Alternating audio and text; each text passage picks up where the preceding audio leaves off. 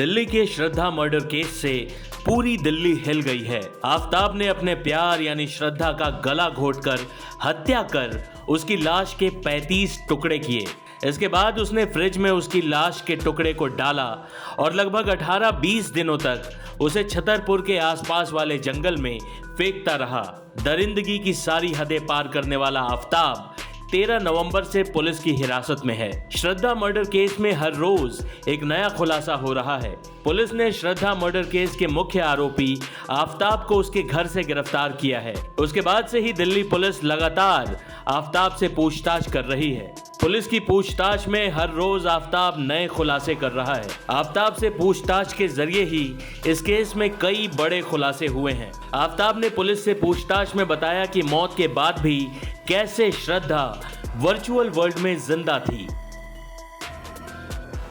आफताब से दिल्ली पुलिस ने पूछताछ की, जिसमें आफताब ने अपना पूरा जुर्म कबूल लिया है। आफताब ने पुलिस को बताया कि उसने 18 मई 2022 की रात श्रद्धा का कत्ल किया। श्रद्धा के कत्ल के पीछे की वजह बताते हुए आफताब ने कहा कि दोनों के बीच कई दिनों से झगड़ा हो रहा था, लेकिन उस दिन बात कुछ ज्यादा बढ़ गई और बात हाथापाई तक चली गई। गुस्से में उसने श्रद्धा के गले को दोनों हाथों से दबाया और इस दौरान संभवतः दम घुटने से उसकी मौत हो गई। इसके बाद उसने श्रद्धा की लाश के टुकड़े किए और अगले 18 दिनों तक उसे जंगल में फेंकता रहा। आफताब ने पुलिस को भले ही अपने बयान में कहा कि उसने गुस्से में श्रद्धा का कत्ल किया है, लेकिन मर्डर करने के बाद उसने प्लानिंग के तहत सब कुछ किया।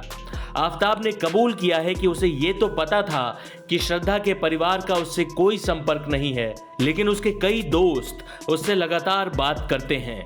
इसी डर से आफताब ने श्रद्धा की हत्या को छुपाने के लिए उसे वर्चुअल वर्ल्ड में जिंदा रखा।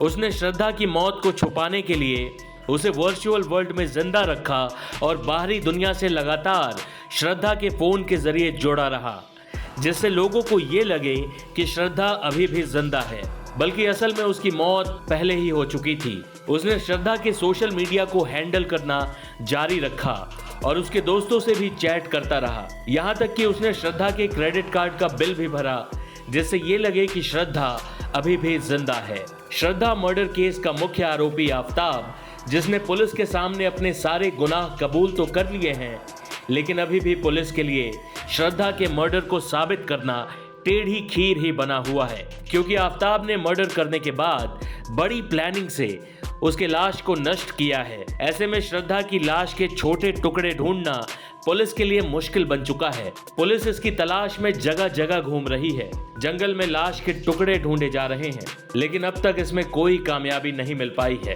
पुलिस को इसे ढूंढना आसान नहीं होगा। जब तक कोर्ट में श्रद्धा की बॉडी का कोई भी हिस्सा सैंपल के तौर पर, सबूत के तौर पर पेश नहीं किया जाएगा, दरिंदे आफताब को सजा देने में मुश्किलों का सामना करना पड़ सकता है। अब ये देखना होगा कि कब तक श्रद्धा की लाश के टुकड़े पुलिस के हाथ लगते हैं। टाइम्स नाउ नव भारत डिजिटल की रिपोर्ट।